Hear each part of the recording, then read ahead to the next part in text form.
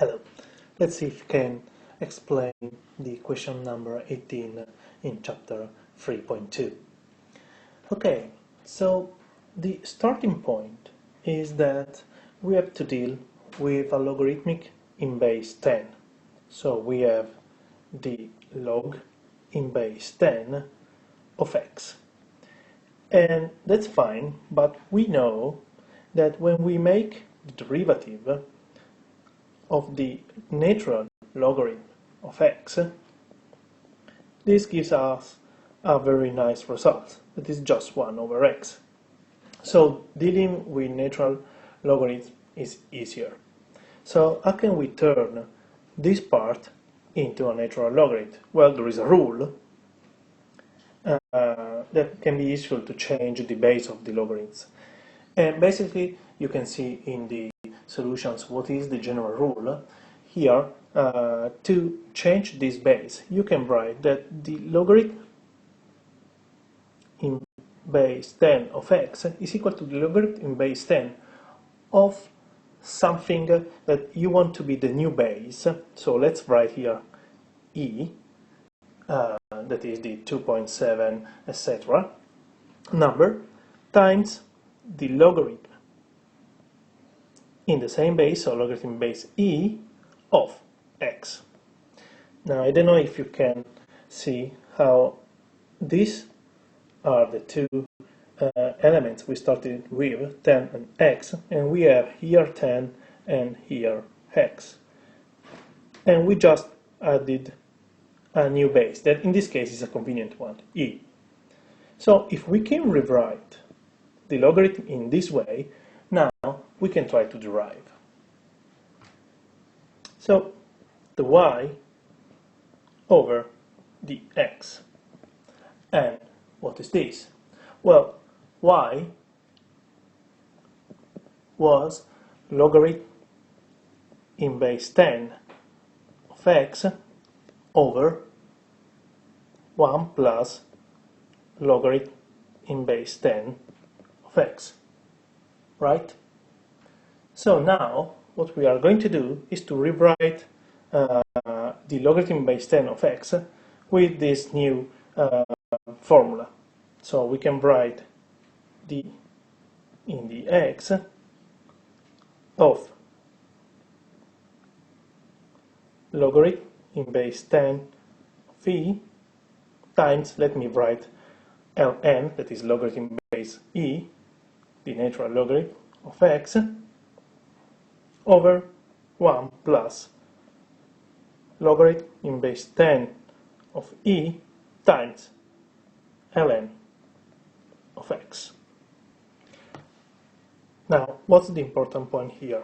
Well, every time we need to make the derivative of something like this, look, the first part is just a number, so something is a factor, while here we have something that we can derive easily. In fact, let me delete and make some space. What we are going to do is to just use the relation that I'm just deleting now to express in a more convenient way the derivative of this particular element. And this becomes the derivative with respect to x of the logarithm in base 10 of x. This is just equal to the logarithm in base 10 of e, this is just a number, goes out, of the derivative in base x of this part, and then this is just 1 over x. Okay, so we know how to work with this derivative now.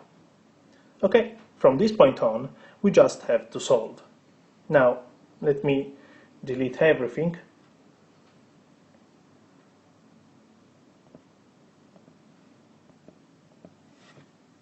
And let's go to the next page.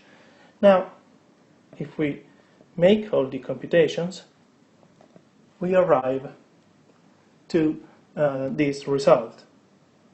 So we have the derivative 1 over x log e, where log is now base 10, times 1 plus logarithm of x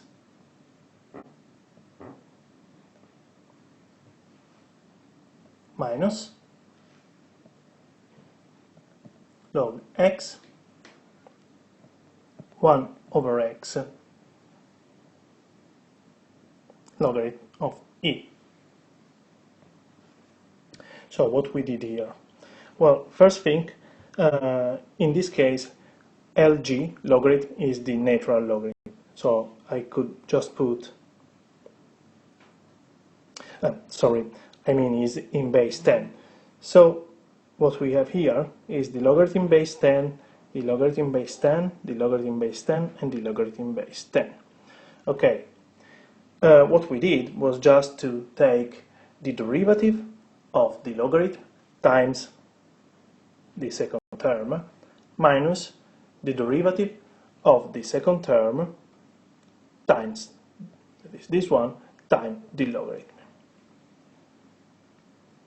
And this is the numerator over the denominator.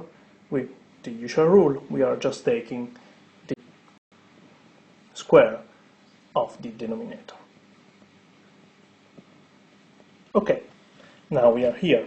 How can we go on from this point?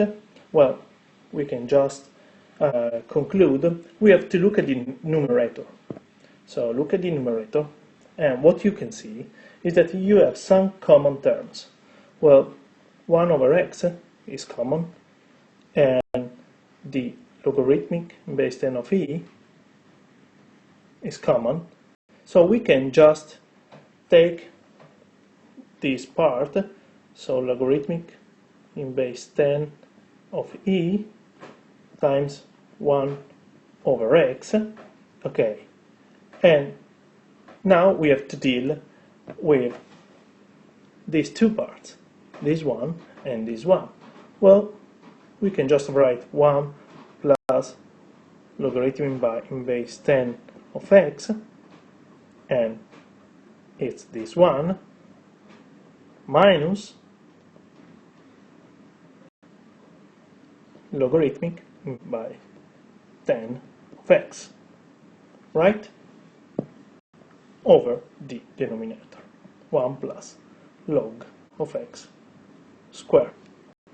Okay, if you look at the expression in blue color, you can see that you can just delete these two parts, and you're left with a 1, so we can write the final result, that is logarithmic in base 10 of e, again this is just a number, times 1 over x over 1 plus log of x squared.